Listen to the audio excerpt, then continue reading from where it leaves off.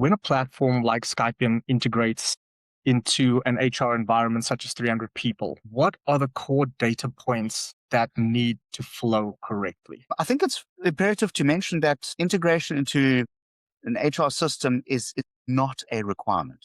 It is an advantage, yes, and I'll certainly get back to that in a minute.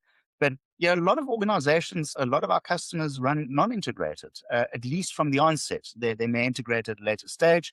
Those options are available. But to reiterate, integrating into an HR system is a major, major, major advantage. And that integration should be clean. It should be minimal, at least initially when you deploy. So to your question, what data points should one consider? Generally, what we look at is single sign-on.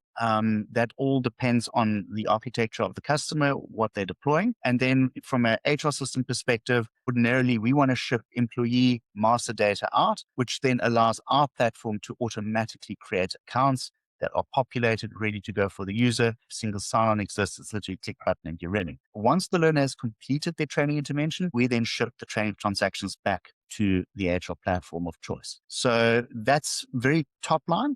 You can extend that integration with time. An idea that comes to mind or that is quite popular is that when a particular person is onboarded with a specific job title, that it automatically triggers an enrollment, it applies more enrollments, it applies the relevant compliance role to that individual so that they are tracked. They're given a grace period to get up to speed so they're not immediately non-compliant. And that thing can happen completely seamlessly. Again, you don't need to manually click it. Yeah, it's easy to manage 30 employees. When you got 300, it's a different story to that 3,000. So we want to automate it as much as possible and take the heavy lifting away from the HR and training and compliance team. So the HR system remains the system of record for people data, and our solution becomes the system of record for learning, compliance, competency, performance, audit, etc., etc. So quite a few options that are available, but that's in short what an integration can look like. Yes, because obviously with smaller companies, it's a lot easier to manage multiple systems because you don't have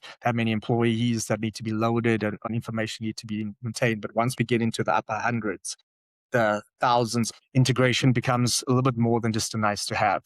And that's important that these solutions are able to speak to each other.